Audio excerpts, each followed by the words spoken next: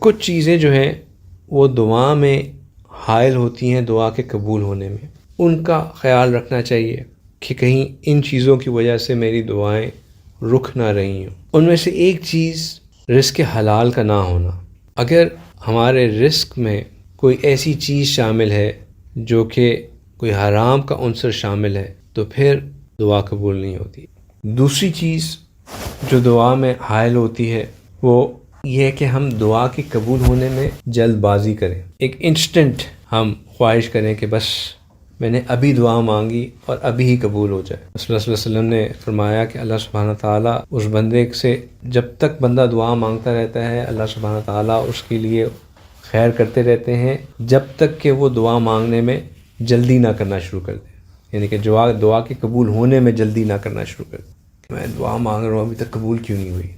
دعا مانگنے میں کبھی غیر فطری چیز کا تقاضا نہیں کرنا چاہیے۔ والدین گزر گئے، اب بندہ دعا کرنا شروع کر دے کہ یا اللہ میرے والدین کو دوبارہ بھیج دے، یہ غیر فطری چیز ہے۔ غیر فطری چیز کو دعا مانگنا اللہ سبحانہ تعالیٰ کو پسند نہیں ہے۔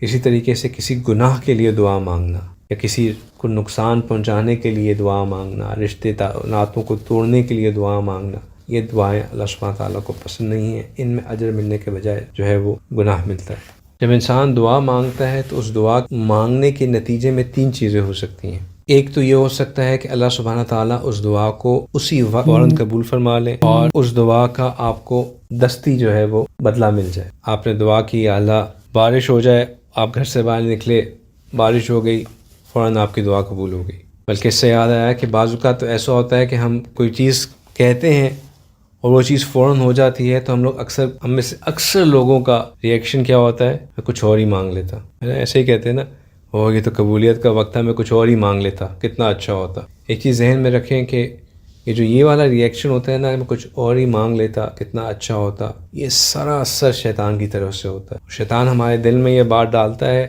اور ہم فوراً یہ بات کہہ دیتے ہیں، کیونکہ یہ والی بات ہے نا کہ میں کچھ اور ہی مانگ لیتا، یہ کیا ہے؟ یہ ناشکری ہے۔ اور جو چیز نیکی کو تباہ کرتی ہے وہ ناشکری ہے۔ اگر ہم کوئی چیز کہیں اور وہ فوراً قبول ہو جائے، وہ ہمیں فوراً اس کا جو ہے وہ ریوارڈ مل جائے، تو ایسے موقع پہ ہمیں فوراً یہ کہنا چاہیے کہ اللہ آپ کا لاکھ لاکھ شکر۔ جب ہم دعا مانگتے ہیں اور وہ دعا قبول نہیں ہوتی ہوئی نظر آتی تو اس کا ایک مطلب یہ ہو سکتا ہے کہ ہم نے اللہ سبحانہ تعالیٰ سے دعا مانگی اور اللہ نے ہمارے تقدیر میں کچھ ایسے مشکلات، کچھ ایسے آفات، کچھ ایسے حادثات لکھے ہوئے تھے جن کا نزول ہم پہ ہو رہا تھا، لیکن کیونکہ ہم نے اللہ سے دعا مانگی تھی، اللہ سے خیر، اللہ سے عافیت کے لیے اپنے ہاتھ اٹھائے تھے، تو ہماری دعائیں جو ہیں وہ ایک ڈھال بن جاتی ہیں اور وہ آفات، حادثات، مشکلات جو ہماری طرف آ رہے ہوتے ہیں ان کو نگیٹ کر دیتی ہیں، ان کو کینسل آؤٹ کر دیتی ہیں۔ اگر ہماری دعا قبول نہ ہو رہی ہو لیکن زندگی میں آرام بھی ہو، برکت بھی ہو، خیر بھی ہو، عافیت بھی ہو، تو اس کا مطلب ہے کہ ہماری دعا جو بظاہراً ہمیں قبول ہوتی نظر نہیں آ رہی وہ ہمارے لیے ایک ڈھال بنی ہوئی ہے، ایک پروٹیکٹیو شیلڈ بنی ہوئی ہے۔ اور اگر ہماری دعا قبول نہ ہو رہی ہو اس کا ایک مطلب یہ بھی ہوتا ہے کہ اللہ سبحانہ تعالیٰ نے ہماری اس دعا کو اپنے پاس سٹور کر لیا ہے۔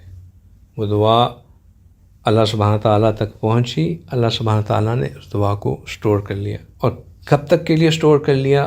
روز محشر تک کے لیے سٹور کر لیا۔ اب روز محشر پہ اللہ سبحانہ تعالیٰ ہماری اس دعا کو نکالیں گے اور اللہ سبحانہ تعالیٰ کہیں گے کہ میرے اے بندے، تو نے مجھ سے دنیا میں یہ چیز مانگی تھی، میں نے تجھے دنیا میں اس کا اجر عطا نہیں کیا، اس کا بدل عطا نہیں کیا، یہ میری غیرت کے خلاف ہے کہ مجھ سے مانگا جائے اور میں اس کو نہ دوں، میں تمہیں اب اس کے بدلے میں اتنا دیتا ہوں کہ تم مجھ سے راضی ہو جاؤ گے۔ اور اللہ سبحانہ تعالیٰ اس دعا کے بدلے میں اتنا عطا فرمائیں گے، اتنا عطا فرمائیں گے، اتنا عطا فرمائیں گے کہ بندہ یہ خواہش کرے گا کہ کاش میں دنیا میں جاؤں اور میری ساری کی ساری دعائیں قبول نہ ہوں، اللہ سبحانہ تعالیٰ کے پاس رکھی جائیں تاکہ مجھے ان کا بدلہ آخرت میں مل جائے۔